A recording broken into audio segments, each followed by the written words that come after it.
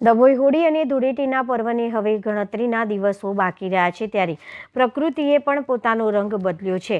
ડભોઈ તાલુકાના માર્ગો પર કેસુડાના વૃક્ષો પર કેસરિયા ફૂલોની લૂમેલૂમ જોવા મળતા વાતાવરણમાં ઉત્સાહ વ્યાપી ગયો છે। એક સમય માત્ર આદિવાસી વિસ્તાર પૂરતા મર્યાદિત રહેલા આ વૃક્ષો હવે હાઈવેની શોભા વધારી રહ્યા છે। પ્રકૃતિનો સંકેત હોળી આવી રે। વસંત ઋતુના આગમનને સાથે જ પ્રકૃતિ સોળે કળાએ ખીલી ઉઠે છે। ડભોઈ તાલુકાના હાઈવે પર વન વિભાગ દ્વારા રોપવામાં આવેલા વૃક્ષો પર અત્યારે કેસરી રંગના કેસુડા ફૂલોથી લચી પડ્યા છે। માર્ગ પરથી પસાર થતા વાહન ચાલકો માટે આ દ્રશ્ય નયનરમ્ય બની રહ્યું છે। કેસુડાના ફૂલો કોઈને જોઈને એવું લાગે છે કે જાણે કુદરત પોતે હોળી અને ધૂળેટીના આગમનને સંકેત આપી રહ્યા છે।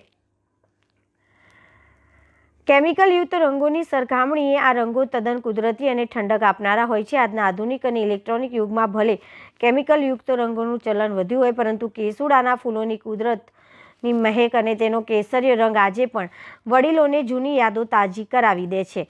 હાઈવે પર બન્યું આકર્ષણ। કેન્દ્ર ડભોઈથી પસાર થતા સ્ટેટ અને નેશનલ હાઈવેની બંને બાજુએ વન વિભાગ દ્વારા કરવામાં આવેલા વૃક્ષારોપણમાં કેસુડાના વૃક્ષો સંખ્યાબંધ છે।